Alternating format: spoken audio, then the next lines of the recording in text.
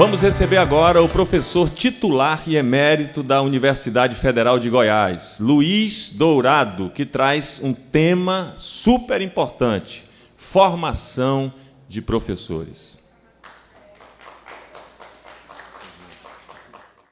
Especialmente dizer da satisfação de participar deste movimento pedagógico, que considero da maior relevância e, sobretudo, discutir uma temática que é muito importante, a temática formação inicial e continuada dos profissionais da educação básica, ou seja, particularmente pensando os profissionais do magistério, os professores.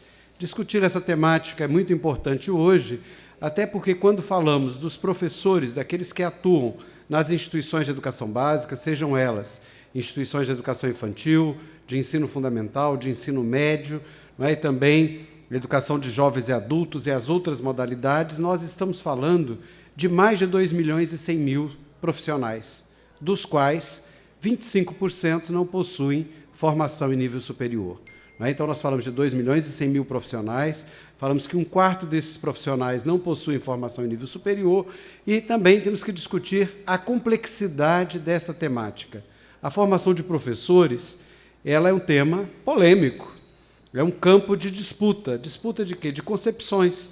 Concepção de mundo, de homem, de sociedade, mas, sobretudo, concepção de educação. E a educação tem sido muito entendida apenas na sua vertente da escolarização. Então, o primeiro destaque que eu gostaria de fazer é que, para pensarmos a formação de professores, é preciso pensar a educação no seu sentido pleno, no seu sentido mais amplo. E isso vai requerer, obviamente, políticas e proposições pedagógicas que considerem o lugar deste ator fundamental no processo de formação, sobretudo se for para uma concepção ampla de formação cidadã. Nós temos um arcabouço legal e jurídico, muito efetivo no caso da formação de professores. Temos a Constituição Federal, a Lei de Diretrizes e Bases da Educação Nacional, temos o Plano Nacional de Educação, que nas suas metas 15, 16, 17 e 18 tratam da formação inicial e continuada dos profissionais da educação, mas vai um pouco além, discutindo a valorização dos profissionais da educação. E o que caracteriza, o que configura a valorização dos profissionais da educação? A Conferência Nacional de Educação de 2014 definiu claramente a valorização dos profissionais da educação, entendendo-a a partir da articulação entre formação inicial, formação continuada, carreira, salários, condições de trabalho e de saúde dos profissionais. Ora, então é nesta perspectiva da valorização que temos que pensar juntos a formação. Eu, quando estive no Conselho Nacional de Educação, me encarreguei, fui relator das diretrizes curriculares nacionais para a formação inicial e continuada de profissionais do magistério e também dos funcionários da educação básica. E qual era o nosso esforço ao pensar a formação inicial e continuada? É entender que este deve ser um esforço do Estado brasileiro. Pensar a formação de professores nessa perspectiva articulada com a valorização desses profissionais, pensarmos induções e dinâmicas políticos-pedagógicas que possam contribuir com a melhoria do ensino e da educação no contexto da educação básica. Nós vivenciamos uma expansão muito significativa da educação básica na Bahia, no Brasil, de forma muito expressiva nos últimos anos. Saímos de uma educação básica que era entendida apenas como ensino fundamental, que era focalizada no ensino fundamental, e ela passou a ter uma abrangência de educação de 4 a 17 anos. Então, a educação básica obrigatória hoje no Brasil, quer dizer, desde 2009, pela Emenda Constitucional 59 de 2009, passou a ser uma educação que envolve o pré-escolar, 4 e 5 anos, o ensino fundamental e o ensino médio, a educação e o ensino médio. E, obviamente, que nós estamos falando das etapas, mas não podemos esquecer as modalidades educativas. Então, o Estado brasileiro tem um esforço enorme. E esta mudança na Constituição, ela definiu também que o Brasil deveria universalizar a educação básica até 2016. Ora, mas qual a relação da universalização da educação básica com a temática da formação de professores? Nós falamos Nós falamos que tínhamos 2.100.000 professores. Se nós precisamos resolver a questão da formação inicial e continuada, não é?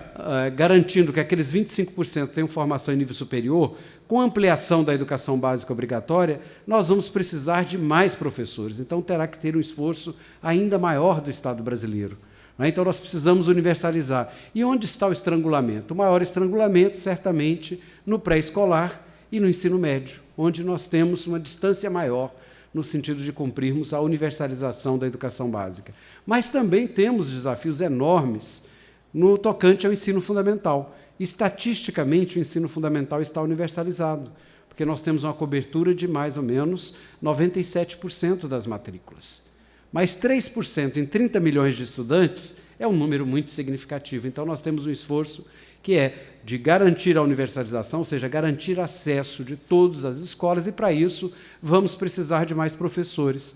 Não são suficientes os mais de 2 milhões que temos, mas precisamos investir na formação, tanto inicial, e aí o Plano Nacional de Educação define que a formação inicial para os profissionais, para os professores que atuam na educação básica, deve ser de nível superior. Então, nós temos mais ou menos 500.000 professores que atuam na educação básica e não têm formação superior. Mas também temos, desses 2.100.000, aproximadamente de 20% a 30% dos professores com idade para aposentadoria. Isto significa, utilizando aí um percentual médio, que nós teremos 500.000 professores saindo das redes de ensino. Então, se nós temos 500.000 para fazermos a formação em nível superior, nós precisamos de novos professores face ao processo da universalização e precisamos também de novos professores que vão, obviamente, ocupar os espaços destes que se aposentam, não é? Depois dos seus anos de trabalho.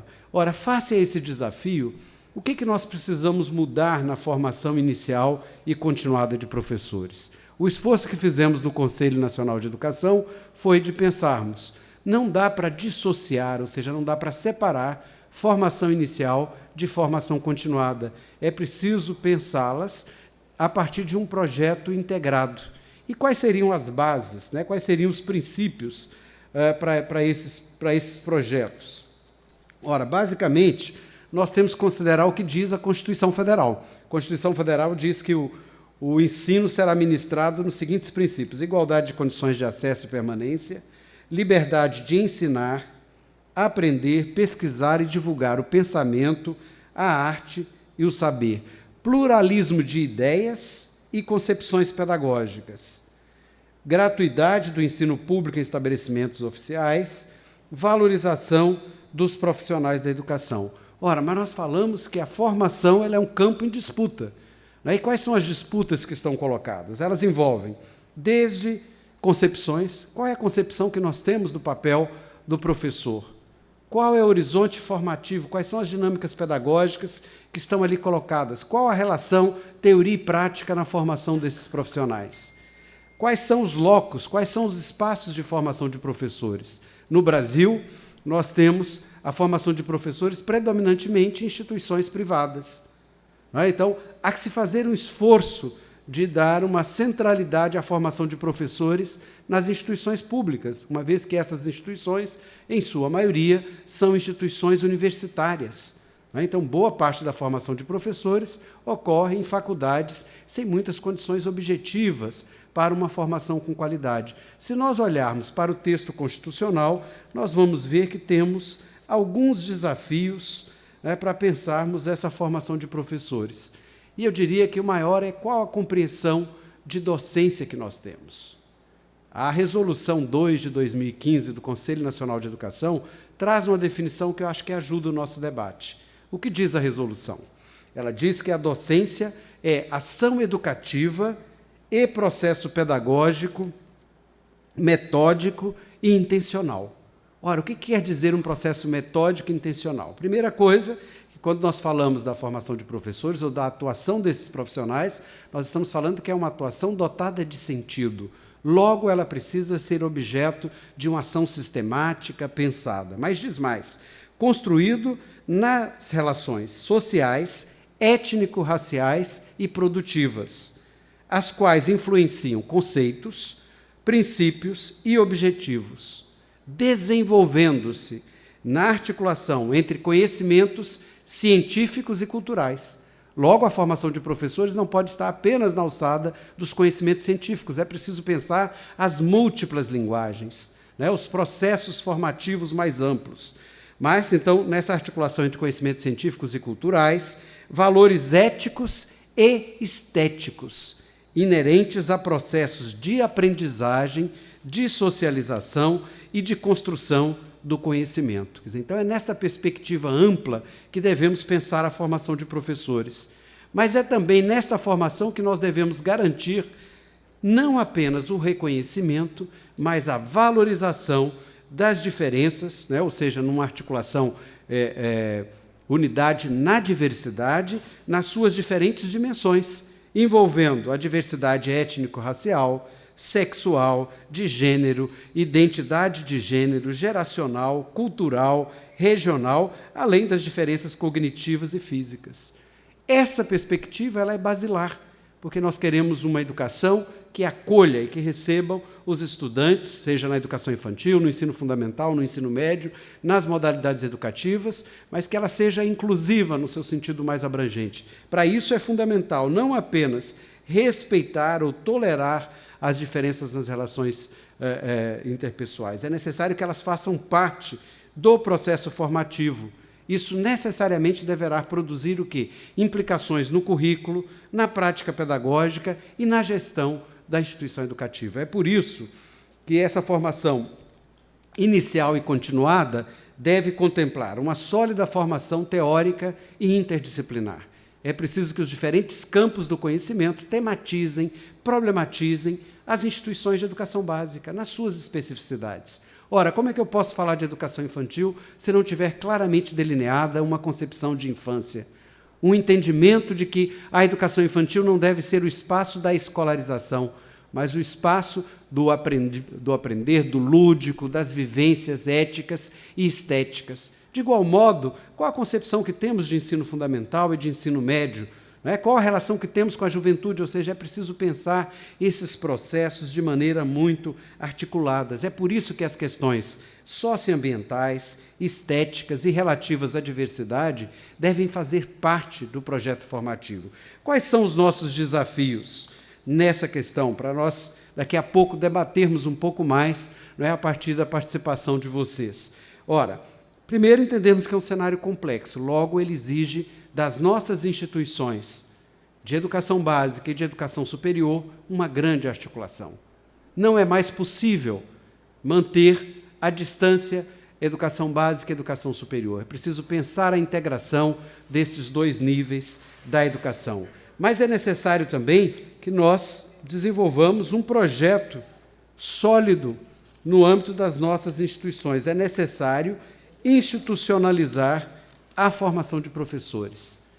Mas como? Como pensar? Quer dizer, o conjunto das nossas universidades já não tem a formação de professores instituídas? De algum modo, sim.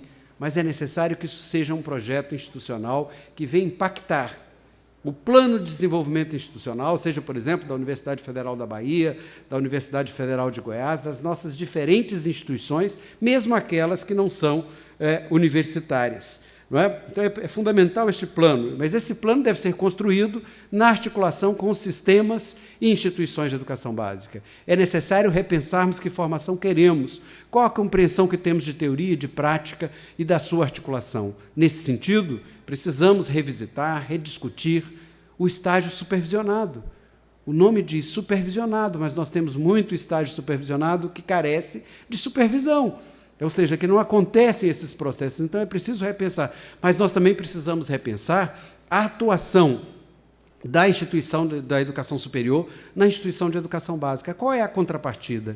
Em que as nossas instituições contribuem para as instituições de educação básica? Então, essas são questões fundamentais. Como pensar a prática como componente curricular?